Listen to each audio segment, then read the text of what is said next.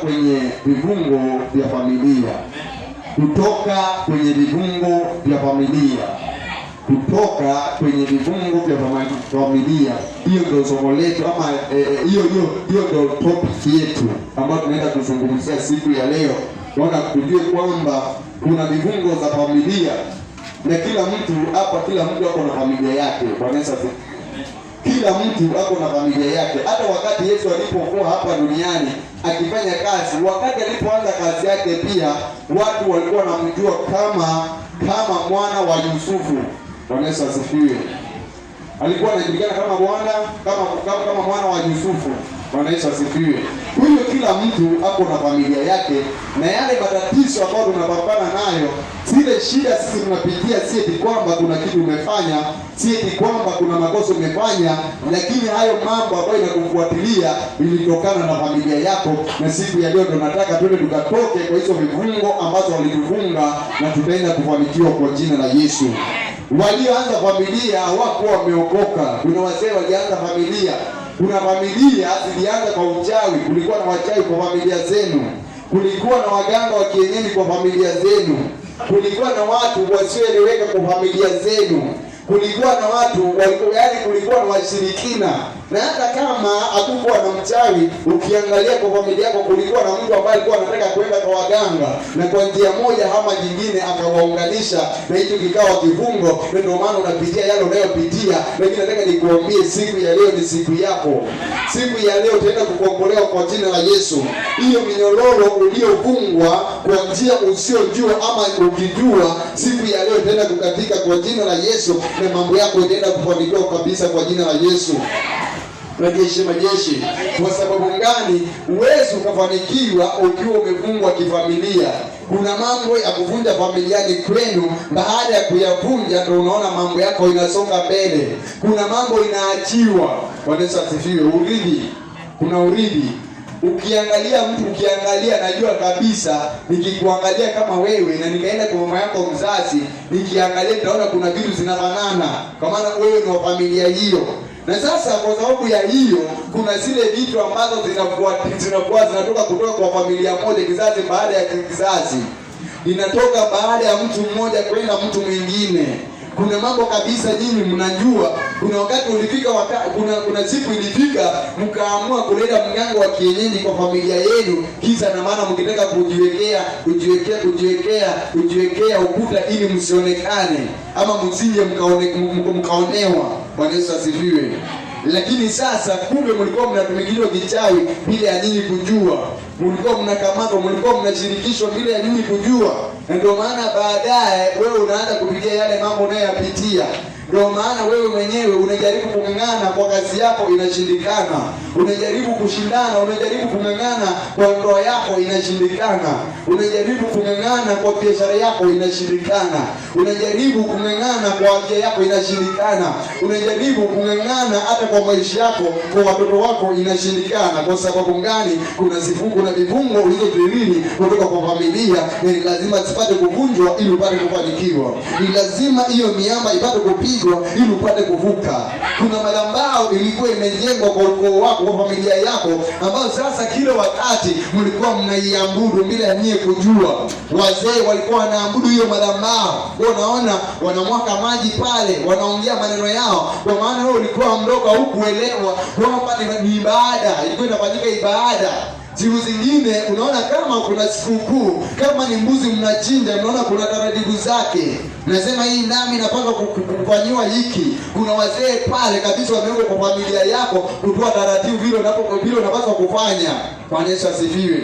Unajua haya yote sio mambo mageni, unayajua.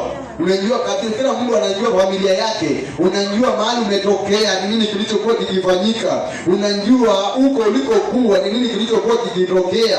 Wazee wa pande ile walikuwa wanaamini nini?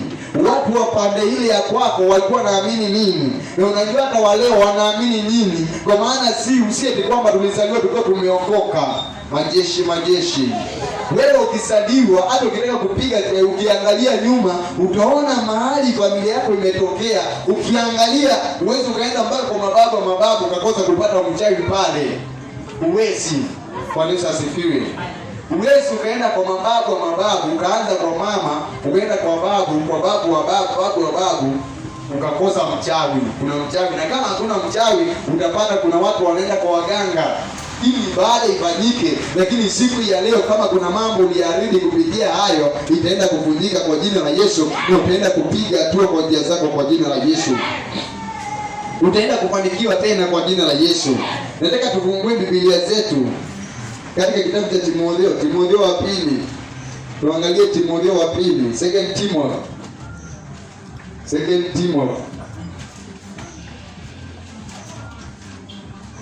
Timothy chapter 1.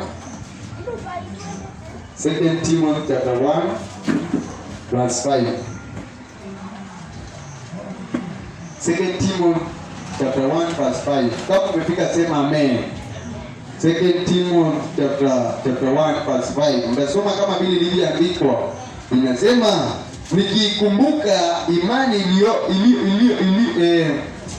nikikumbuka imani ulio nayo isiyo na unafiki, ambayo ilikaa kwanza katika bibi yako Luisi na katika mama yako Yunike, nami nasadiki wewe nawe unayo.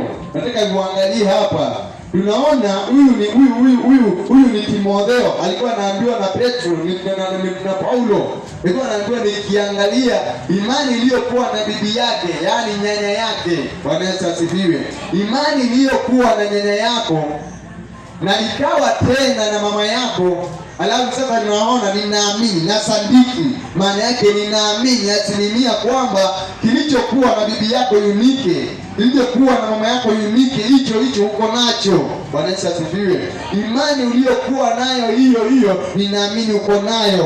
Kwa hiyo sina shaka, kwa maana wewe ni mtu mzuri. Umeshika imani ya mama yako ya kwenda kanisani, ya kukombolewa, ya kuomba, ya kusoma Biblia, ya kuwa na taratibu. Kwa hiyo mimi ninajua. Sasa nataka pale tuone kabisa, wakati unapoongea hilo ujue kabisa kuna vitu ambazo unabidi kutoka kwa familia yako, na hizo vitu ndizo zinazo kusumbua. Hapa tunaona Timotheo kweli kabisa alidhi imani. Ninaona imani iliyokuwa na bibi yako. Bibi maana yake nyanya. Ndio sisi tumezoea nyanya, lakini ukienda pande zingine kama ukivuka kama huko Tanzania utasikia bibi. Wakati wakisema bibi maana yake ni nyanya. Bwana Yesu asifiwe.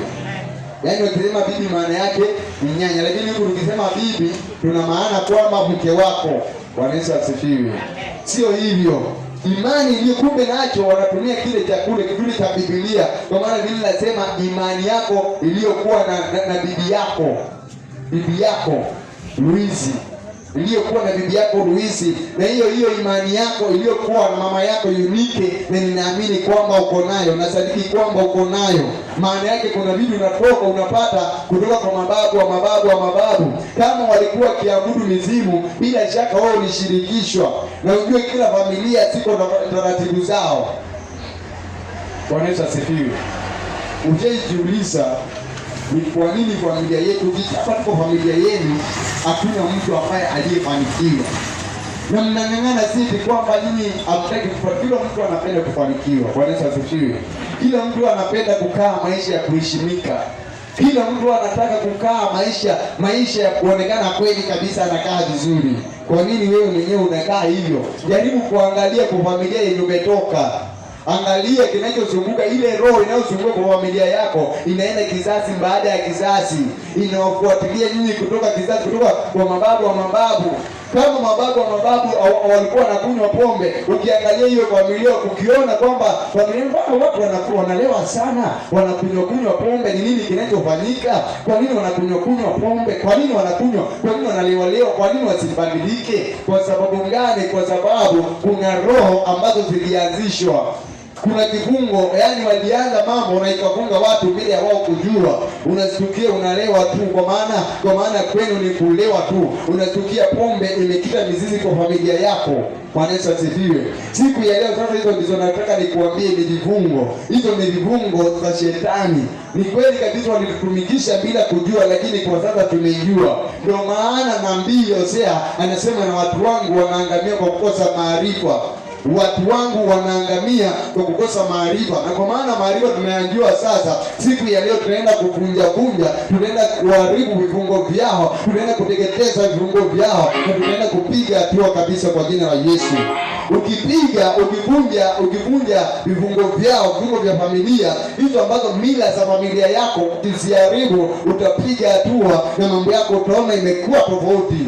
Bwana Yesu asifiwe. Unaona njia zako zimekuwa tofauti. Wewe umekuwa ukienda kwa kazi kuuliza kazi, eti wewe ni mtu wa kwanza kufukuzwa. Kwa sababu gani? Kuna roho kutokana kwa familia yako, kuna mambo inakufuatilia. Kwenu kulisemekana msifanikiwe, kuna mambo inawafuatilia. Ndio maana kila mahali ukienda, huwezi ukawa na mtu na rafiki, huwezi ukawa urafiki na mtu kwa siku mingi. Ni mwezi mmoja, mwezi wa pili mnaachana. Mwezi mmoja, mwezi wa pili, yaani mnakuwa kuna amani kabisa. Kwa sababu gani? Kuna mambo yalitoka kwa familia. Nataka wewe uangalie kwa familia yako, uangalie ni nini kilichowasumbua ama ni nini kinachowasumbua. Na ukiangalia wewe kile uko nacho na ndugu yako ako nacho, na kile uko nacho na mjomba yako, yaani familia yote, kila mtu ako na kitu cha kufanana na kile. Bwana Yesu asifiwe. Angalia kama ni magonjwa, utaona kila mtu wanalalamika. Bwana Yesu asifiwe. Kama ni kutofanikiwa, utaona familia yote hakujatokea mtu akufanikiwa. Kwa sababu gani? Kuna vifungo pale, kuna mizimu pale inasema kwamba watu wasifanikiwe. Lakini siku ya leo tunaenda kuivunja kwa jina la Yesu, tunaenda kuiteketeza na tunaenda kuvuka, tunaenda kupiga hatua kwa maisha yako kwa jina la Yesu, tunaenda kuwa na amani kwa jina la Yesu. Kwa maana hayo ni mashetani walitushirikisha bila ya sisi kujua, lakini siku ya leo tumejua, tunaenda kuwapiga, tunaenda kuwaondoa kwa maisha yetu, tunaenda kuwaondoa kwa familia zetu, tunaenda kufanikiwa kwa jina la Yesu. Kuna uwezekano umetoka kwa familia kudharauliwa. Mnadharauliwa kwa familia yenu. Kwa sababu gani? Kwa ile ibada iliyofanyika kitambo. Sasa hiyo yale maroho inawafuatilia, hakuwezi ukakumbalika. Uweze, yani kila wakati unadharaulika. Nataka nikuambie siku ya leo, Yesu mwana wa Mungu yupo ndani ya nyumba na ataenda kukuinua tena kwa jina la Yesu. Ataenda kukuondolea kudharauliwa kwa jina la Yesu. Ataenda kukuinua tena kwa jina la Yesu. Ataenda kupandisha maisha yako kwa jina la Yesu. Ataenda kukuponya kwa jina la Yesu. Ataenda kukupigisha hatua kwa jina la Yesu. Utaenda kuwa mtu wa tofauti. Utaenda kuwa mtu mwingine kwa jina la Yesu. Bwana Yesu akiingia mahali, ni lazima mambo ibarikiwe. Ni lazima vitu zimbadilike. Aliingia kwa Zakayo, mambo ikabadilika. Siku ya leo yupo ndani ya nyumba na mambo yako yataenda kubadilika kwa jina la Yesu. Njia zako zitaenda kufunguka tena kwa jina la Yesu. Maisha yako yataenda kuwa na amani kwa jina la Yesu. Watoto wako wataenda kusoma tena kwa jina la Yesu. Haleluya! Kuna mambo tunapitia, weza kuona ni kwa nini ninang'ang'ana kusomesha watoto wangu. Wewe kwenu ukiangalia, kuna watu walisomesha vizuri. Kuna mtu amesoma vizuri ndio usomeshe vizuri. Kuna zile vifungo za familia zinawafuatilia. Kuna ile hali ya familia inayokufuatilia. Huyu inahitaji wewe mwenyewe uamue siku ya leo. Ukiamua siku ya leo, utaenda kuzipazua, utaenda kukuachia na utakuwa mtu wa kipekee. Utaenda kuwa mtu wa tofauti. Utaenda kuinuliwa tena. Na kupitia kwako familia yako itaenda kufanikiwa. Bwana Yesu asifiwe. Jumapili tukijifunza, tuliona kuna mtu alikuwa anaitwa Elima. Elima alikuwa na liwali mmoja. Maana yake walikuwa wanakaa kama mlinzi, wako pamoja. Sasa yule liwali akatamani kusikiza neno la Mungu. Barnabas na Paulo wakipita, yule liwali akatamani kusikiza neno la Mungu. Wakati alipoenda pale, Elima yule mchawi, kwa maana ndio tafsiri ya jina lake, akaanza kupigana na wao, ili akaanza kumlasa liwali ili haache kuamini imani ya Barnabas na Paulo. Bwana Yesu asifiwe. Kwa hiyo kwa familia ukiwa na mtu ambaye alifungua mlango wa kwenda kwa wachawi, ndio maana tunapita yale tunayopita, wanatushirikisha. Bwana Yesu asifiwe. Ukiangalia familia ya Yesu, watu waliotangulia pale ilikuwa maisha mazuri. Kwa maana wazazi wake walikuwa wamcha Mungu, walikuwa wanamcha Mungu. Ndio maana alisonga vizuri mpaka baadaye akakuja kuhubiri, mpaka baadaye siku zake zikaisha akarudi. Maisha ya familia yao ilikuwa mazuri. Wewe Mungu anataka kukutumia wewe. Mungu anataka kukutumia wewe, lakini akiangalia kile kitu, yale madhabahu yamejengwa kwenu, akiangalia ile ibada zilizofanyika kwenu za shetani, yale mambo yaliyofanyika kwenu, washirikina wamejaa kwa familia yako, Mungu anaacha. Si kwamba hataki, anataka, lakini akiangalia ulikotoka, akiangalia walioanzisha hiyo familia, anaongopa. Bwana Yesu asifiwe. Mmoja akiingia kwa familia akafungua mlango wa kishetani, nyinyi nyote mnakuwa watumwa, mnashirikishwa. Mnajaribu inashindikana. Ukijaribu hiki unashindikana, lakini nataka nikuambie leo Bwana Yesu yupo ndani ya nyumba, na ni lazima mambo yako yataenda kuwa salama kwa jina la Yesu. Lazima njia zako zitaenda kunyooka tena kwa jina la Yesu. Nataka nikupee mambo matatu ambayo ni msingi ya vifungo vya familia. Kuna mambo matatu, nataka nikupee mambo matatu ama manne ambayo ni msingi ya vifungo vya familia. Ni misingi ya vifungo vya familia. Kitu kimoja kama namba moja, uchawi wa kifamilia. Familia nyingi leo zinateseka kwa sababu mwanzo kwa familia hizo zilianza kichawi au kishirikina. Yaani familia inateseka, familia yenu inateseka kwa sababu mwanzilishi alianzisha familia alianza kishirikina. Alianza hiyo familia na uchawi. Ni mtu ambaye hakuwa anajiamini, ni mtu ambaye hakuwa anamjua Mungu. Kwa hivyo kwa zile taratibu, kwa vile alivyoanza, akaanza na uchawi. Ndio maana mnateseka. Bwana Yesu asifiwe. Kwa mfano, kama mimi nikiwa na mke wangu, then tukaanza vile tunaanza familia yangu, vile ninaanza familia yangu, nikijaribu kuzichanganya, niweke kishirikina, niweke kichawi, niweke mashetani pale, hiyo familia itakuwa familia ya mateso, itakuwa familia ya mashida. Kwa hiyo sisi tunapitia kwa sababu walioanza familia zetu walianza kichawi, walikuwa wanategemea wachawi, ama wengine walikuwa wachawi wakaanza. Kwa maana tunapita yale tunayopitia. Bwana Yesu asifiwe. Sema kwa jina la Yesu. Kifungo cha uchawi kwa familia yangu siku ya leo ninakuja kwa jina la Yesu. Nasambaratisha kwa jina la Yesu. Nasambaratisha kwa jina la Yesu. Siku ya leo ninajifungua, ninajiondoa kwa hizo vifungo kwa jina la Yesu. Kwa jina la Yesu ninaondoa watoto wangu, ninawaondoa kwa jina la Yesu. Ninaondoka kwa jina la Yesu. Ukiomba hivyo unaona mambo inafanyika. Maana yake walikukamata ukiwa pale tu, wewe ni mrithi wa pale, yaani unatambulikana. Hata ukiama, hata ukiolewa uende kwingine, ile roho ya familia yako. Na sasa shida ni kwa waliooa na walioolewa. Bwana Yesu asifiwe. Ulikuwa unang'ang'ana na matatizo ya kwenu, umeenda pale, umepangia ingine ya kwingine. Sasa unang'ang'ana pande zote, huku unang'ang'ana, huku unang'ang'ana. Kuna ibada zilizokuwa zinafanyika huku na zingine zilizokuwa zinafanyika kule. Sasa unakuwa umebeba kweli. Bwana Yesu asifiwe. Lakini Mungu ni mwaminifu. Siku ya leo utaenda kukombolewa kwa jina la Yesu. Mungu ni mwaminifu. Siku ya leo mambo yako itaenda kunyooka kabisa kwa jina la Yesu. Tena tuangalie Wafalme wa pili, Second King. Tuangalie Second King. Tuangalie Wafalme wa pili 17. Mtasoma kama vile ilivyoandikwa.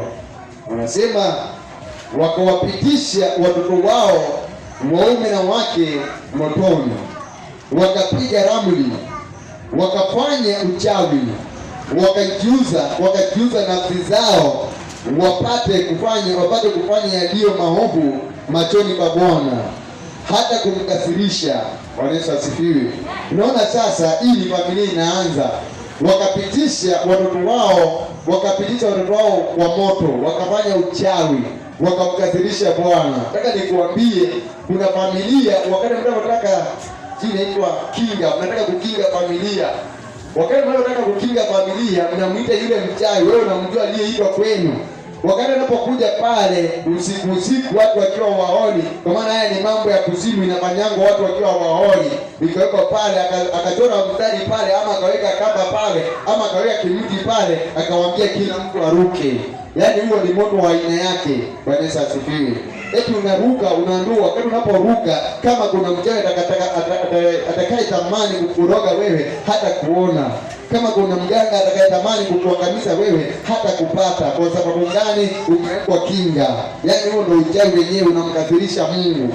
Majeshi, hakuna vile unaweza kuzuia kazi ya shetani. Kazi ya shetani, huyo mchawi anafanya kazi ya shetani, na wote ni maajenti wa shetani. Wakati wote akiwa, hata kama mchawi mwingine atakuroga tu. Bwana Yesu asifiwe. Atakuroga tu kwa maana anafanya kazi ya baba yao, lakini kunaye Mungu, Yesu mwana wa Mungu ambaye yuko ndani ya nyumba. Haijalishi wewe uliruka vitu kama hizo, haijalishi mlipitishwa kwa moto, haijalishi mlifanya uchawi, haijalishi familia yako ilikuwa inaenda kwa uchawi, ilikuwa inaenda kwa waganga, ilikuwa washirikina, haijalishi wewe mwenyewe ulikuwa mshirikina. Nataka nikuambie siku ya leo Bwana Yesu amekukumbuka. Nataka nikuambie siku ya leo utaenda kukombolewa kwa jina la Yesu. Siku ya leo mambo yako yataenda kuwa salama kwa jina la Yesu. Siku ya leo njia zako zitaenda kuwa salama kwa jina la Yesu. Siku ya leo utaenda kupiga hatua kwa jina la Yesu. Amen. Amen. Ni lazima kitenda kueleweka kwa maisha yako kabisa kwa jina la Yesu. Kuna umaskini. Wewe unaandama na umaskini kwa sababu familia yako ni maskini. Hizo roho za umaskini, hizo roho za kutofanikiwa, hizo roho za kunungunika, hizo roho za magonjwa, hizo roho za kutoolewa, hizo roho za kusalia nyumbani zinakufuata, kwa maana ndivyo ilivyo familia yako. Unajaribu kung'ang'ana, unajaribu kujiweka vizuri, lakini unasikia hicho kinakuandama. Unasikia mateso hayo yanakufuata. Unasikia shida hizo zinakuandama. Unasikia maovu hayo yanakuandama. Unajaribu kujiweka sawa, unaamua Bwana, mimi sitang'ang'ana kwa mambo ya chakula. Mimi sitang'ang'ana kwa mambo ya kwangu. Nikipata pesa nitajiweka vizuri. Utakuwa na hiyo akili ukiwa huna pesa. Ukipata pesa unasahau. Bwana Yesu asifiwe. Unasahau. Unatumia haraka. Baada ya pesa kuisha ndio utaanza kuuliza imekuaje? Mbona nilikuwa nimepanga nikimaliza hiki nitafanya shopping ya kueleweka kwa nyumba yangu. Mbona nilikuwa nimepanga baada ya hii nikipata pesa nitajiamu vizuri, sitasikia njaa tena. Unaona roho kama hizo zinatufuata. Sasa hizi kama vile unaona watu wamepanda mahindi, kuna mtu kabisa amesumbuka, hata sasa hizi wanalala njaa wakingojea mvua iendelee kunyesha ili mahindi izae vizuri wapate kitu cha kukula. Bwana Yesu asifiwe. Sasa baada ya kukula mahindi, wakianza mahindi, kwa maana kuna roho ya umaskini inayofuata. Unaona mama huyo atakuwa kwanza kuuza mahindi, amesahau, ameshiba, akaona siku zote atakaa akiwa ameshiba, anaanza kusiusa. Wewe unajua familia yako iko namna gani? Bwana Yesu asifiwe. Majeshi. Mimi nataka nikuambie kwa familia yangu tulikuwa tunapita hali kama hiyo. Ya mahindi. Unaona tunalima na shida. Hizi tuko na shamba kubwa, tunalima na shida. Na mahindi tunapata mahindi ya kueleweka. Lakini nataka nikuambie hiyo mahindi haiwezi kufikisha mwezi wa 7. Haiwezi kufikisha mwezi wa 7. Kwa sababu gani? Kwa sababu utaona mama mwenyewe sasa, yeye anaamua wakati anapopeleka mahindi kwa portion kule, anatengeneza na zingine, anaenda kuziuza ili apate kitu cha anasema naenda kununua chumvi. Nataka kuuza mahindi ninunue chumvi. Hiyo chumvi inanunuliwa kila siku. Bwana Yesu asifiwe. Yaani chumvi inanunuliwa kila siku. Chumvi ni shilingi 10 ama 60 kilo 2 kama umeenda sana. Lakini yeye anaenda na mahindi kama kilo 10. Yeye anaweza. Yeye mama yangu ni mzee. Anabeba zile, anaweza kilo 10 za kununua chumvi, alafu kuna zile kilo 5 za kutengeneza unga ya kukula. Na kilo moja ni 30, wakati ilikuwa 30, 25. Niambie chumvi ya shilingi 10 inanunuliwa kila Friday. Kwani chumvi inaliwa namna gani? Na unajua ni mzazi wetu ukamwambia, ndio mnaangamia tu. Na sisi ni kwamba analima sana, kulima mnapambana wenyewe. Bwana Yesu asifiwe. Lakini nashukuru Mungu kwa maana pia ukiwa kwa gizo, ukiwa umekamatwa familia yako, kwa maana unaangalia hata familia mahali mama yangu alipokuwa anatokea ama waliokuwa wameanza hiyo familia kwa baba yangu walikuwa wanakaa namna gani. Huyo hata wewe mwenyewe kuna mambo kabisa uliona ikifanyika kwenu Kuna uwezekano ikawa ilikuwa inakupendeza ama ikawa haikupendezi. Bwana Yesu asifiwe. Lakini ujue si eti kwamba wanafanya kwa maana wanataka kufanya, wanafanya kwa sababu familia ilifanya. Kuna mambo ya familia inawasukuma. Bwana Yesu asifiwe. Sijui kama unaelewa. Kuna mambo inafanyika kwenu, si eti kwamba inatakiwa kufanyika, lakini kwa sababu ile familia iliyoanza, kuna mambo inawasukuma. Amen. Ndio unasikia Bwana, tunajitoa kabisa, tunalima. Mimi kwetu tuko wengi. Kuna ndugu zangu kabisa walikuwa wanajitoa, sasa waliamua kama nalipa chakula na isaidii. Alikuwa anaamua kuacha kazi yake Nairobi, anaenda nyumbani wakati wa kulima. Analima vizuri. Analima na baada ya kulima sasa chakula unaacha gunia kama 50. Unaachia watu 5 na hizo hazifikishi mwaka hauishi.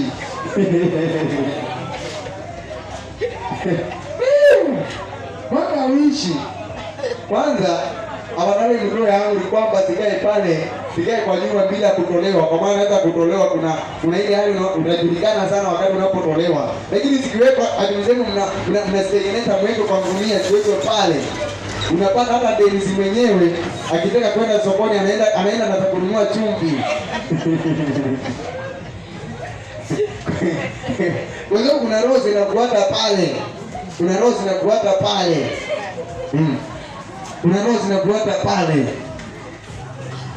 Mpaka wakachoka. Sasa mtapambana na hali yenu. Kama sisi tunapambana tunalima ili msianze kupiga simu ukisema hakuna chakula. Alafu baada ya kulima chakula ikipatikana inakaa je, mnakuwa tu mtu akienda pale sema bwana ile mimi unajua mchana sijakula. Hajaelezea kwamba hajakula kwa sababu gani. Anachotewa mahindi kama kilo 10. Ndio utakula.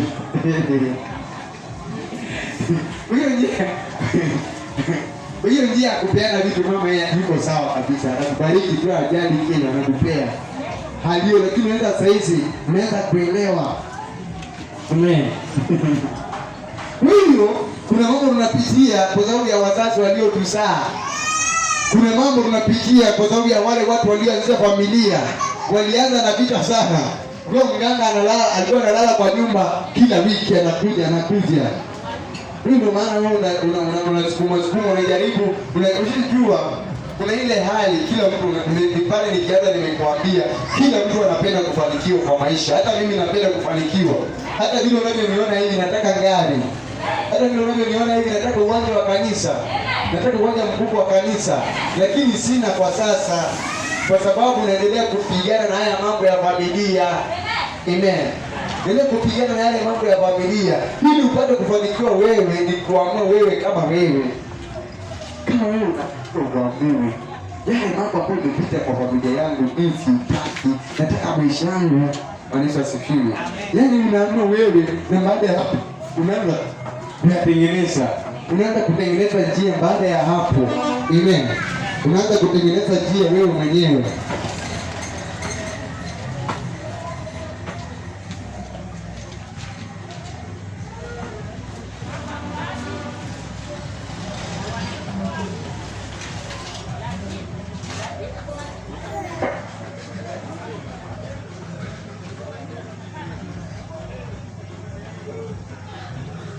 Amen. Wewe umekauka. Nataka nikusaidie. Unaona hakuna kitu kibaya kama Mungu akikasirika kwa ajili ya familia yako. Hakuna kitu kibaya kama Mungu akikasirika kwa ajili ya familia yako. Bwana Yesu asifiwe. Yaani wanapita kwa maana Mungu wa dunia hii amekamata akili zao, amewapopisha ili wasifikie nuru ya Kristo. Ndio maana wanaleta wachawi kila wakati. Unaona wengine ni washirikina, wengine wanafunga mapepo. Mimi niambie mtu kwa akili zake unaenda kuchukua mashetani unayafunga. Yaani wewe maisha yako inakushinda mpaka kama ya kwako inakushinda ukaanza na mashetani utayaweza kweli? Wajeshi. Bwana Yesu asifiwe. Ni afadhali huyu Mungu. Ni afadhali uamue siku ya leo.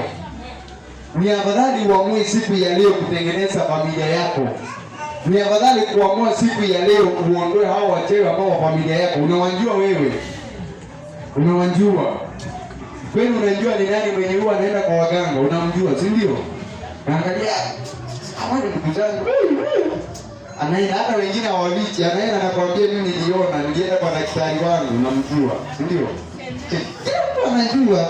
Ukiangalia kwa mwili wako unajua huyu bwana huyu ndiye ananirudisha nyuma. Hata wengine inafika hali, imefika wakati mpaka wewe mwenyewe yale matatizo unayopitia unapitia kwa sababu ya huyo ndugu yako anaenda akakula na kuendea mpaka unasema ndugu yangu ananiendea kwa waganga, ndugu yako ananiendea kwa wachawi. Sio kawaida. Yaani maisha unayopitia si ya kawaida. Hebu ninawajua. Unawajua nani? Hapa kuna question mark, ni vile wewe utauliza, wewe ukauliza.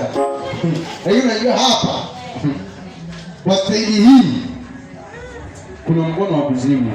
Kwa staili hii kuna baraka wewe mwenyewe ukienda kwake atmosphere inabadilika, yeye inabadilika. Lakini nataka nikuambie siku ya leo Bwana Yesu yupo ndani ya nyumba, utaenda kukombolewa kwa jina la Yesu. Mambo yako itaenda kuwa salama kabisa kwa jina la Yesu. Utaenda kuvukishwa tena kwa jina la Yesu. Amen. Ni lazima utaenda kufanikiwa kwa jina la Yesu. Ni lazima. Yaani ni lazima utaenda kufanikiwa kwa jina la Yesu. Haijalishi wewe ulipitishwa kwa moto, haijalishi wewe ulifanya mambo ya aina gani, haijalishi wewe mwenyewe ndio ulikuwa unajipeleka kwa waganga mwenyewe, haijalishi ni nini ulichokuwa unafanya. Nataka nikuambie Yesu ni mwingi wa rehema, na siku ya leo amekurehemu. Siku ya leo yupo ndani ya nyumba ili apate kukukomboa, na utaenda kukombolewa kabisa kwa jina la Yesu. Tuangalie katika kitabu cha Deuteronomy, Kumbukumbu la Torati. Deuteronomy ama Kumbukumbu la Torati. Kumbukumbu la Torati 18. Kumbukumbu la Torati 18 mstari wa 10 mpaka 12. 18 mpaka 12. Kama umefika sema amen. Nitasoma kama vile ilivyoandikwa. Asionekane kwako mtu ampitishaye mwanaye au bibi yake kati ya moto, wala asionekane mtu atazamaye bao, wala mtu atazamaye nyakati mbaya, wala mwenye kubashiri, wala msihiri. 11. Wala mtu alogaye kwa kupiga mavundo, wala mtu apandishaye pepo, wala mchawi, wala mtu awaombaye wafu. 12. Kwa maana mtu atendaye hayo ni chukizo kwa Bwana. Kisha ni kwa sababu ya hayo Bwana Mungu wako anawafukuza mbele yako. Bwana Yesu asifiwe. Unaona mambo ambayo tumeyatajwa pale, pasionekane kwako. Tena pasionekane kwako mtu apitishaye wanaye ama bidii zake kwa moto. Pasionekane kwako mchawi. Pasionekane kwako msihiri. Pasionekane kwako mtu apigaye ramli. Pasionekane kwako mtu atazamaye nyakati mbaya. Kwa maana hizo zote ni chukizo machoni mwa Bwana. Kwa maana hayo yote ni mateso, hayo yote ni dhuluma, hayo yote ni kujitenga kwa Bwana Yesu. Lakini nataka nikuambie siku ya leo tunaenda kuwasha moto kwa jina la Yesu, na njia zako zitaenda kuwa salama kwa jina la Yesu. Tunaenda kuwasha moto na mambo yako yataenda kuwa salama. Najua sisi wazazi kuna mzimu fulani tulijengea watoto wetu. Kuna mzimu fulani tulijengea watoto wetu, na ukitaka jaribu kwenda kliniki utaona unaanza kumshirikisha ushirikina mtoto wako akiwa mdogo. Unaambiwa mfungie hiki. Wewe ulikiona wapi kama si kwa familia yako? Mfungie hiki ili asiseme na watu. Unaona watoto wengi wamefungwa kitu huku kwa kiuno. Unaona wengine wamefungwa kitu hapa kwa mkono. Ulikiona wapi kama wewe si uchawi? Uliuona wapi kama si kwa familia yako? Majeshi. Inakuwa ni chukizo. Unajaribu kumuomba Mungu akusaidie, lakini Mungu pale hawezi akaonekana. Kwa maana wewe mwenyewe unampiga mtego, umeubeba wenyewe, mtego wenyewe umeubeba. Sasa atakusaidia namna gani? Bwana Yesu asifiwe. Majeshi. Sasa haya mama, ukienda kama kliniki za zingine huwa napeleka huyu kijana wangu kliniki. Nienda kule, kwa maana watoto pale lazima watolewe manguo ili wapimwe. Unaona vitu za kushangaa, amefungwa Kuna kingine imewekwa kama nini? Nafunga mpaka anafungua kifunguo hapo. Ndio mtu anafungua hivi kama imepita na kifungo. Na hiyo kifunguo. Na mweka eti kwa sababu asiseme, kwa sababu asitanjwe. Yaani hivyo ndio unafungua mlango mkubwa. Yaani hivyo ndio unamtengenezea mtoto wako mlango mkubwa wa kusemwa. Hiyo kwa maana ni operation, wanajua akiangalia wachawi wako na macho ya rohoni, akiangalia sio kama akiangalia atajua hata wewe mwenyewe mama mkubwa umejifunga kamba, anajua. Hivyo hii inafungua mlango mkubwa wa kuingililia wewe. Ndio maana unajaribu kupigana, unajaribu kung'ang'ana, inashindikana. Bwana Yesu asifiwe. Majeshi. Mimi nataka nikuambie wakati mmoja nikiwa mtoto. Ndio mtoto mdogo tu, nilikuwa rika ya huyu jamaa huyu. Huyu kijana huyu Robert. Sasa nikiwa hali hiyo nikawa mgonjwa. Nigonjeka kama miaka miwili hivi. Sasa kuna mama mchawi mwenye kiwanja hapo kwetu, kila wakati akienda kule anaandika barua. Anaulizia hapo kijijini kuna mtoto amekufa. Eti mimi nikufe sasa. Anaandika amenitenda, alafu akaenda, alafu anaandika barua anapeana. Ninasoma, unajua barua inapita huku na huku na huku, anauliza kuna mtoto amekufa. Nikapita hali mbaya kabisa. Bwana Yesu asifiwe.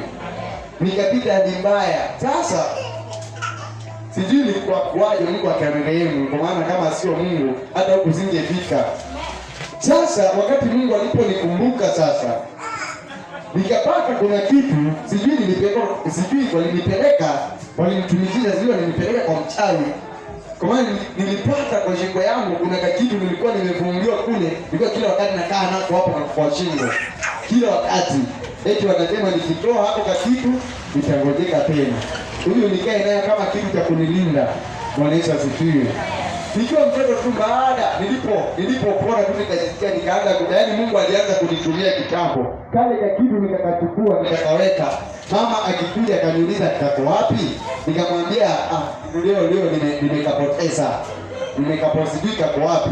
Tukakaa siku 2 siku 3 sikojeki, nikakachukua nikaenda nikaweka kwa moto. Siku anajua mambo ya maombi, nikaweka kwa moto, kwa maana sasa pale nilimpotezea kwamba kamepotea na kakakutwa kakapotea. Hao watoto kuna nini wanaweza kuweka vitu pale kwa nyumba ukakosa kwa, lakini anajua kako wapi.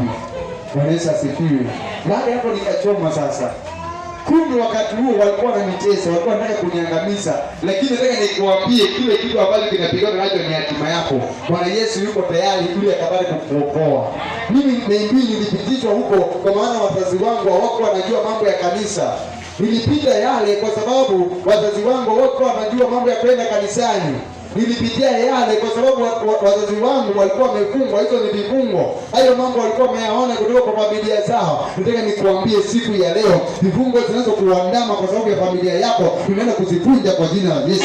Tunaenda kuziteketeza kwa jina la Yesu, na mambo yako yataenda kusonga mbele kwa jina la Yesu. Umejaribu kupiga hatua kwa maisha yako, umejaribu kupiga hatua kwa familia yako, umejaribu kupigisha watoto wako hatua, inashindikana kwa sababu ya vifungo walizofungwa kwa familia za kifamilia. Mimi nimekuambia tukiendelea, hiyo ni historia ya familia yangu nimekupea. Wewe uangalie familia yako vile ilivyoanza. Uangalie walioanza familia yako walianza namna gani. Huyo mateso ama shida unazopitia wewe, unapitia kwa sababu ya familia ambayo umetokea wewe, wala sio mtu mwingine. Yaani yale mambo unakumbana nayo kwa ile familia umetokea. Lakini nataka nikuambie siku ya leo, Bwana Yesu amesikia kilio chako. Utaenda kuvunja hizo vifungo na utaenda kuvuka kwa jina la Yesu. Utaenda kupiga hatua kwa jina la Yesu. Utaenda kufanikiwa tena kwa jina la Yesu. Yale mambo umeng'ang'ana kuyasongesha mbele yanashindikana kwa sababu ya vifungo zilizofungwa kwa familia yako. Nimekuambia familia ilianza kichawi, hiyo familia huwezi ukaenda mahali, ni lazima uamue wewe mwenyewe, uondoe hao watu washirikina kwa familia yako. Tunapigana katika ulimwengu wa roho. Biblia inasema na vita si juu ya damu na nyama, siko na uwezo katika Bwana hata kwa kuondoa, kwa kuangusha ngome. Hiyo ni ngome iliyojengwa kwa familia yako, lakini sasa wewe mwenyewe unaweza kuamua unapiga, unaondoa huyo mchawi familia yako, huyo mchawi aliyeanzisha familia yako, unampiga, unapiga rohoni. Biblia inasema usimwache mwanamke mchawi kuishi. Wakati ninaposema mwanamke, sina maana kwamba kama baba ndiye anaroga kwa familia umwache. Sisi sote ni wanawake wa Bwana Yesu. Hata mimi ni mwanamke wa Bwana Yesu. Hata wewe ni mwanamke wa Bwana Yesu. Wakati tutakapoenda mbinguni tutavaa shela za kama mabibi harusi. Bwana Yesu asifiwe. Kwa hivyo sasa hiyo roho tunayepiga, unapiga hiyo roho, yeye mwenyewe anabadilika. Unapiga hiyo roho, anabadilika. Asipobadilika anaondoka. Hakuna uhusiano wa mtu wa Mungu na uchawi. Uchawi ni mlango wa kuzimu. Bwana Yesu asifiwe. Umwambie mbadilike baba, kwa staili hii yako hii, umechukua nyota za watu, umekamata umeroka watu, watoto wa watu hawafanikiwi. Acha ama uokoke. Bwana Yesu asifiwe. Wewe mwenyewe unajua mahali ulikotokea. Unajua familia yako. Unajua walioanzisha familia yako. Hicho kitu unaona wewe, angalia wewe, jiangalie wewe, uangalie ndugu zako, uangalie, yani ukitaka kujua ile tatizo ama ni nini mlichorithi kutoka kwa familia yako, wewe angalia ndugu zako. Angalia mahali umetokea, hao watu ambao ni wa kweli kwa hiyo familia yenu, ni nani aliyefanikiwa? Ni nani aliyeendesha gari? Nani aliyekuwa na gari ya kwake? Kwa sababu gani mizimu inaongea? Hicho ni kifungo. Lakini ukikunja unaona milango inafunguka. Hapo kwa familia yako ni nani aliyeenda hizi za nje? Kwa sababu gani walifungwa? Kuna mizimu pale. Ukipiga, ukiondoka pale unaona milango inafunguka. Milango ya kazi inafunguka, unasonga mbele, unafanikiwa, unapiga hatua. Bwana Yesu asifiwe. Na siku ya leo tutaenda kueleweka kwa jina la Yesu. Haingelishi familia yako iko namna gani. Hizo vifungo siku ya leo tutaenda kuzipunja na maisha yako itaenda kuinuka tena. Utaenda kupiga hatua tena. Utaenda kuinuliwa tena. Utaenda kuwa mtu wa maana kwa maisha yako kwa jina la Yesu. Haleluya! Ni lazima tuenda kupiga hatua kwa jina la Yesu. Kwa maana Yesu mwana wa Mungu yupo ndani ya nyumba na amesikia kilio chako. Yesu mwana wa Mungu yupo ndani ya nyumba na ataenda kukukomboa. Wewe mwenyewe ukisimama, ukiamua, utakomboa na ndugu zako. Ukiamua utakomboa na familia yako. Kama wewe umeolewa, ukiamua na utakomboa mume wako. Kama wewe ni mzee na ukiamua, utakomboa na mke wako. Utakomboa na familia yako. Kama yani ndio hivyo kabisa, ukiamua, Mungu anatafuta mlango wa kuingia kwa familia yako. Akiupata, akiingia, yale mambaya inaondoka. Angalia wakati alipoingia kwa Zakayo. Aliingia kwa Zakayo, mtu ambaye alikuwa anajulikana ni mbaya, mtu ambaye alikuwa anamtoza ushuru, alikuwa anawaonea watu. Wakati alipoingia pale, ile ya mambo mengine, maisha ikabadilika ya Zakayo. Akaanza kugawa utajiri wake, akaanza kugawia maskini utajiri wake, akabadilika kabla ya kuombewa wokovu. Bwana Yesu asifiwe. Na siku ya leo itaenda kuwa hivyo kwa maisha yako kwa jina la Yesu. Siku ya leo njia zako zitaenda kunyoka tena kwa jina la Yesu. Siku ya leo utaenda kukombolewa tena kwa jina la Yesu. Siku ya leo utaenda kuinuliwa tena kwa jina la Yesu. Siku ya leo utaenda kupigishwa hatua kwa jina la Yesu. Amen. Ni lazima tutaenda kueleweka kwa jina la Yesu. Lazima mambo yako itaenda kuwa salama kwa jina la Yesu. Ni lazima milango yako itaenda kuwa salama kwa jina la Yesu.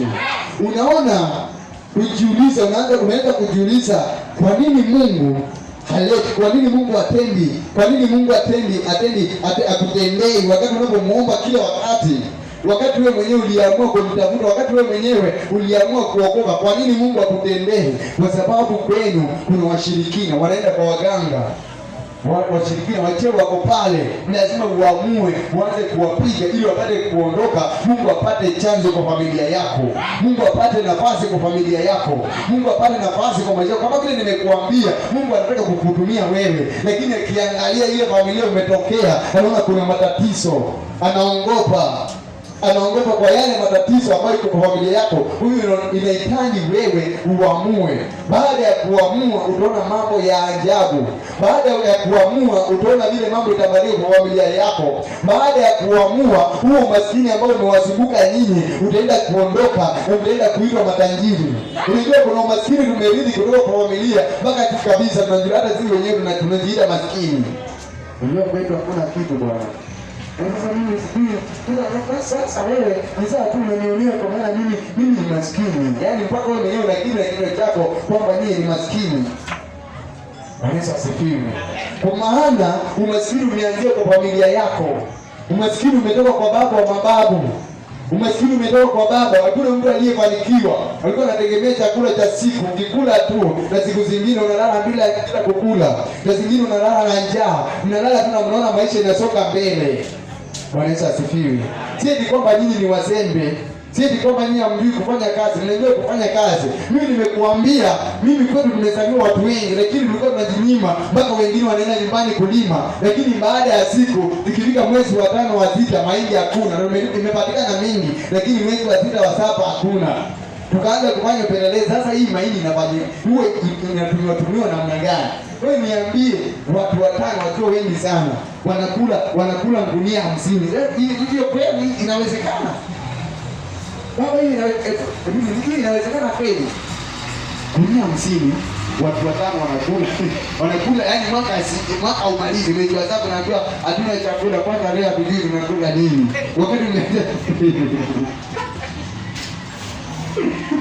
Wakati wewe mmelima mpaka umeamua kuacha kazi ukaenda umelima mpaka unasikia mgongo bado haujapona, haujanyooka. Mgongo haujanyooka, na unapigiwa bwana, nataka kutumie pesa. Unajua tayari mtu akakwambia bwana, unajua ni mimi unajua mzazi aliyekuzaa ni mzazi hapo na authority. Wewe kama ni mama ukiwa na mtoto wako ama kama baba uko na watoto, wewe uko na authority wa kumwambia bwana, hebu niwekee pesa. Mimi yani hata kuuliza ni salini. Na najua kwa maana sisi wazazi zingine unataka kumkoni, unamwambia sasa unajua nataka kufanya hiki na hiki, unatengeneza kauongo tu na lazima pesa unatumiwa. Hiyo ni rate yako ya kupewa. Bwana Yesu asifiwe. Lakini unaangalia pale unakamata unajua kama inawezekana bila kuambia watu wanaelewa unajua huwezi kutuma. Hii ni familia kwangu. Wewe unajua kwako ni shida gani zinazowasukuma. Wewe ukiamua kupigana na hiyo tatizo, mambo yako itafanikiwa. Njia zako zitanyooka. Unaamua leo unajua yale mambo. Sisi tulikuwa tunapigia hiyo hali ya kununua chakula mwaka. Yaani wewe ukafanya kitu cha kwako. Wewe ukajenga. Kwanza ukionekana pale umenunua matofali pale kila siku, unanunua chakula, utakuwa unanunua chakula daily. Unapigiwa simu leo hakuna chakula. Unatuma 2,000 bwana. Baada ya siku 2-3 unapigiwa simu. Naambiwa bwana hatuna mboga, hatuna pesa za mboga. Unakulia mpaka mjini unashirikana. Lakini ni kifungo cha aina yake. Unapojua na tukaingia kwa Mungu, tukaanza kuomba Mungu, mama tukamuingiza kwa Mungu, atuingie kwa Mungu. Sasa mambo ikanyoka. Na wewe anauliza sasa nikienda kwa soko nitakunywa chai nini? Yeye anataka kubeba zile mahindi ili akienda kwa soko auze pale akunywe chai. Na nyumbani kuna chai. Yaani kuna mambo kidogo tunayaona, unaona kama ni ya kawaida, lakini sio kawaida, ni mahali tulikotokea. Ni ile familia iliyotokea. Kuna mambo kabisa unajaribu kupigana nayo, unajaribu kuyaweka sawa, unajaribu kujitoa 100% ili uangushe hayo matatizo, lakini inashindikana. Bwana Yesu asifiwe. Wewe ndio unajua wewe ni nini kinachowasukuma. Unajua familia yenu, si ndio? Unajua nini kinachowafuata. Unajua ni nini ambapo wazazi waliweka pale mpaka hata nyinyi mnatamani, unaona kama maisha mazuri. Bwana Yesu asifiwe. Siku ya leo unahitajika wewe mwenyewe ukatae. Na ukikataa njia zako zitaenda kunyooka. Ukikataa maisha yako yataenda kunyooka. Ukikataa hata utaenda kukomboa familia yako. Ukikataa hata utaenda kuinua familia yako kwa jina la Yesu. Maana Bwana Yesu yupo ndani ya nyumba. Nimekuambia Mungu hapendi wachawi, hapendi wasiri, hapendi watazamao mbao, watazamao nyakati mbaya. Mungu hapendi, na nimekusomea kwa mstari wa Biblia. Hebu tuangalie Naumu ni nabii mdogo, mtazame vile kwa manabii wadogo tu. Naumu utamuona. Naumu utampata baada ya Mika huko. Naumu chapter 3 verse 4. Naumu 3:4. Kama umefika sema amen.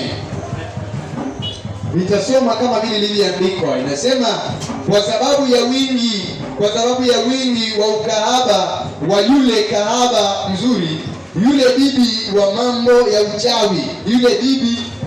ya uchawi, hauzae mataifa kwa ukahaba wake, na jamaa za watu wake uchawi wake, anauza mpaka jamaa za watu wake anaziuza kwa uchawi wake, anaziuza na uchawi wake.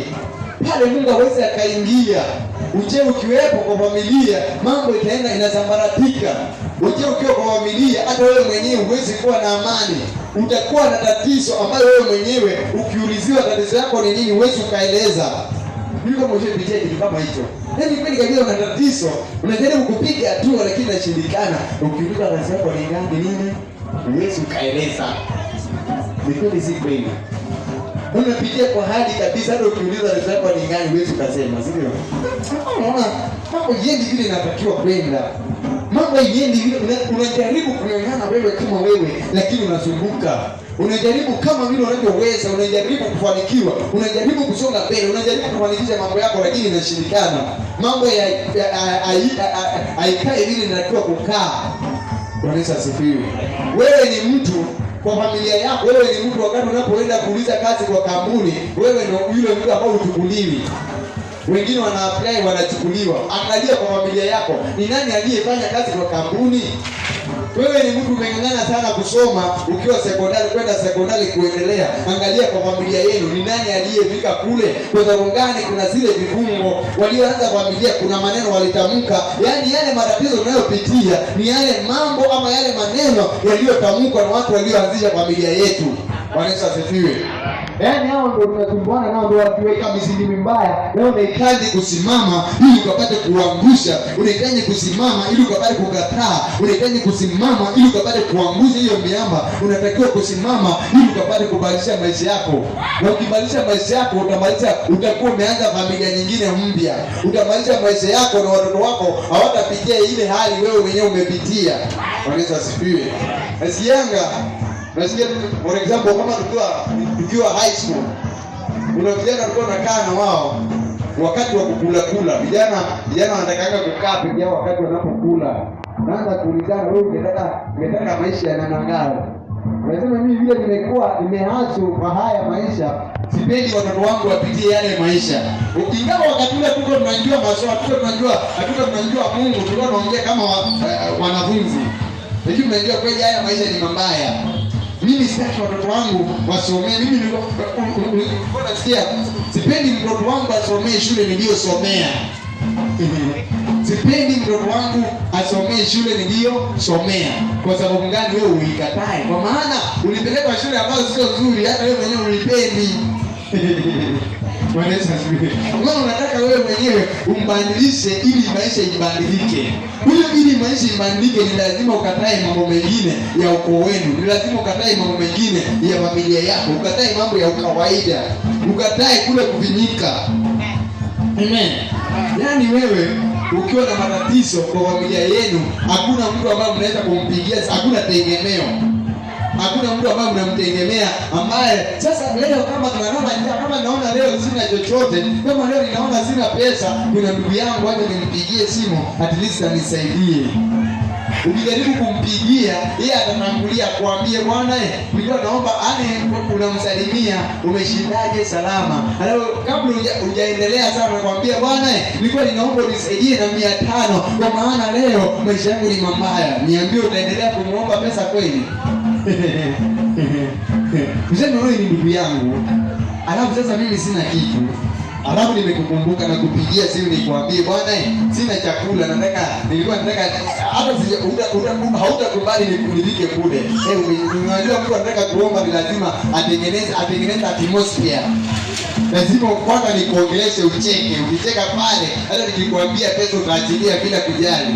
Sasa hadi ya kuajilia kutengeneza atmosphere, hapo ndipo tunanigonga. Nilikuwa ninaomba hilo unavyoona hivi nimefungiwa nyumba. Nitumia hata kama ni 2,000. Wewe ulikuwa unataka 500 na yeye anakuomba 2,000. Sasa utafanya nini? Kwa hivyo sasa sisi kwamba mnataka kupitia mambo kama yale ni kwa sababu kuna mizizi iliyoko kwa familia. Nataka leo uamue, sema kwa jina la Yesu, vifungo zilizonifuatilia kupitia kwa familia yangu siku hii ya leo nasivunja kwa jina la Yesu, nasivunja kwa jina la Yesu. Mabaya yanayonifuatilia kutokea kwa familia yangu siku hii ya leo ninayavunja kwa jina la Yesu, kwa jina la Yesu. Ukiomba kama hivyo inaendelea kuvunjika, baada ya miaka 2-3 utaanza kuona maisha yako ikibadilika. Utaanza kuona kwa maisha yako ikiwa na mwangaza. Hata kama kwenu hakuna mtu wa kutegemewa, utaanza kutegemewa wewe. Utaanza kukutegemea wewe. Na mtu yeyote akikukimbilia familia, utakuwa unatoa msaada kwake. Kwa maana Mungu amekusaidia. Bwana Yesu asifiwe. Huyo ni kukataa, na ukikataa mambo inasonga vizuri. Mambo inasonga vizuri, njia zako zinanyooka. Tuangalie mambo ya Walawi. Leviticus. Tuangalie Leviticus chapter 20. Haya yote ni Mungu anayaongea akitoa onyo kwa wanaoshughulika na mambo ya mashetani, mambo ya uchawi. Wewe unaamini uchawi mpaka unaona kana kwamba hauwezi kufanikiwa bila kuwa na uchawi. Leviticus ama mambo ya Malawi 20:27. Kama umefika sema amen. Nitasoma kama vile ilivyoandikwa. Tena mtu mume au mtu mke aliye na pepo au aliye mchawi hakika atauawa. Watawapiga kwa mawe, damu yao itakuwa juu yao. Unaona, haya ni maelekezo. Kwa maana Mungu alichukizo, hii ni chukizo. Kuwa mchawi, kuwa na uchawi ni chukizo. Kuwa mpunga mapepo kwa familia ni chukizo. Ndio maana sasa tunapewa maelekezo. Napewa maelekezo kwamba mtu mchawi ama mtu mwenye pepo atapigwa na mawe, atauawa. Kwa nini Mungu anasema hao watu wauawe na nia aliyowaumba? Mungu hana shida na wachawi. Mungu ako na shida na roho za uchawi zilizo ndani yao. Aidha wambandika kimbandika, Mungu atawapokea. Ili ukiona mchawi ndio huyo ni nabii mkubwa wa Bwana Yesu. Lakini anatumikishwa, shetani alimchukua ili amtumie kufanya mabaya, lakini huyu ni mtumishi mkubwa wa Mungu. Hiyo roho ya uchawi ikiondoka ndani yake, utamuona akiwa mtu wa tofauti. Hiyo roho ya uchawi ikiondoka ndani yake, utaona akisonga mbele, utaona akifanikiwa. Bwana Yesu asifiwe. Huyu wakati tunapopiga siku ya leo, tunaenda kupiga wachawi wa familia yetu, tunaenda kuwapiga na mawe katika ulimwengu wa roho. Tunaenda kuwasha moto, tunaenda kuwashambulia katika ulimwengu wa roho, na wataenda kuachia maisha yako kwa jina la Yesu. Unapitia yale unayopitia kwa sababu hao wachawi wapo nyuma yako, wanakufuatilia, wanakuinda. Ukivaa vizuri, ukitoka tu wanawinda, ukajange tu, ukikanyanga anaangalia kama kando, anachota mchanga. Mambo yako inaisha, mambo yako inaangamia. Lakini siku ya leo watatukoma kwa jina la Yesu, watapigwa tu. Namba 2 ambayo unatakiwa kukuja kwa familia yako ili upate kuvuka, inaitwa mizimu. Kuna mizimu ama miungu ya kifamilia. Mizimu ama miungu ya kifamilia. Kila mtu hapa vile unavyokuona, kila mtu kuna mizimu ya kwao. Kuna mizimu ya kwenu. Kuna mizimu ya kwenu, na kila mtu mizimu ya kwao ni tofauti na kwa wale wengine. Sasa hiyo mizimu, wakati mababu wanafanya madhabahu, wakati mababu wanafanya sherehe, wanafanya shughuli pale, hiyo mizimu ndio inapewa shughuli. Hebu niletee watoto hapa ndani. Amen. Wanapewa shughuli. Wanaambiwa sasa msimamie pasitoke mtu. Msimamie pasitoke mtu mwenye ngari. Msimamie pasitoke mtu mwenye amesoma, pasitoke mtu mwenye ameolewa, pasitoke mtu mwenye ameoa, pasitoke mtu mwenye mafanikio, pasitoke mtu mwenye biashara kubwa, pasitoke mtu mwenye amefanikiwa. Kwa maana mizimu imepewa taratibu. Kwa maana sasa unang'ang'ana, ni lazima hiyo mizimu uamue mwenyewe uipige ili pale kukuachilia. Lazima uamue mwenyewe uipige ili pale kuachia njia zako. Lazima uamue mwenyewe uipige ili maisha yako ipate kunyooka. Lazima uamue mwenyewe uipige ili upate kusonga. Lazima uamue mwenyewe kuipiga ili upige hatua kwa maisha yako. Amen. Ni lazima wewe mwenyewe uamue. Ukipiga mambo yako inafanikiwa. Ukipiga hiyo miungu ya familia, unaona njia zako zinanyooka. Hiki ni kitu unaweza kuuliza, sasa itakuwa namna gani? Familia yangu iko na miungu ya namna gani? Uangalie wazee, mababu kule. Lazima wakifanya taratibu zao, hata wanaenda mpaka kwa mlango. Wanamwanga kitu hapo kwa mlango, wanamwanga kitu hapo kwa mlango, wanamwanga huko wakiongea maneno. Bwana Yesu asifiwe. Wanamwanga huko wakiongea maneno. Kila watu, kila mizimu ya kila mahali iko na taratibu zake. Mimi kama vile nikiwa Mkamba, kuna ile rhythm ya Wakamba, Bwana Yesu asifiwe, wako na taratibu zao. Amen. Pia Wajaluo, rhythm ya Kijaluo iko na taratibu zao. Bwana Yesu asifiwe. Kuna mambo nimekufuatilia huku, nimechunguza nikaona ya kufanana. Lazima kama wewe ni mwenye ngoma unaangaliana na mlangeti. Hiyo taratibu. Ni kweli si kweli? Unaangaliana na mlango. Kama wewe ni mwenye ngoma, lazima ujenge nyumba ukiangaliana na mlango. Ukiona wengine mlango inaangalia huku na huku, jua huyo sio mwenye ngoma, mimi ni watoto. Ni kweli sio kweli baba? Huyo ndiye hao ndo watoto. Sasa sisi ukiangalia kama kule kwetu Ukambani, unapata tu hakuna taratibu. Unaweza kuona ngiki iko huku, alafu mlango unaangalia kunaje kwenye boma. Hakuna taratibu. Unafika kumilo unaweza kuangalia huku, alafu mlango uko kule.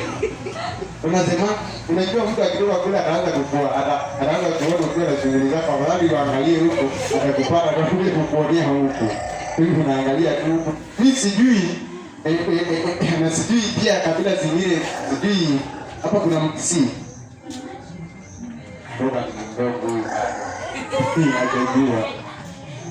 Sijui kwa wanawekanga namna gani ama Mkikuyu. Wanajua. Na wakiweka kwa nini wanaweka hivyo? Kwa nini isiweko vile? Kiambiwa pia hata kuweka huu mlango usidhanie kwamba unafunguka vile wewe mwenyewe unataka. Huwezi kurupuka ukaweka mlango ufunguke pande yote. Una zile taratibu. Nikiwa na rafiki yangu kule, nikimwambia kule Riati ya Mememoni kule ukienda na Kakamega, akaniambia bwana, mimi niko na shida kwa sababu sitting room yangu ni ndogo na bedroom yangu ni kubwa. Sasa hii sitting room, hii nyumba ndo nilianzia maisha hapa. Sasa kwa maana taratibu zetu Wajaluo, hakuna vile unajenga nyumba nyingine alafu ifanye sitting. Alikuja sasa hiyo ndio ya kulala. Ni kweli nataka iwe ndo at least sitting, kwa maana ndo kubwa kuna viti, si ndio? Unaweka viti pale, TV pale na kuna watoto, alafu hii ndogo ya kulala, ulete kumbe mnalala. Kuna vile zote taratibu zetu, hiyo nakumilia tu. Tuambie kaka, bwana nimekuambia umeokoka bado taratibu unafuata. Nimesema vizuri. Niliacha akiwa hajabadilisha. Bwana Yesu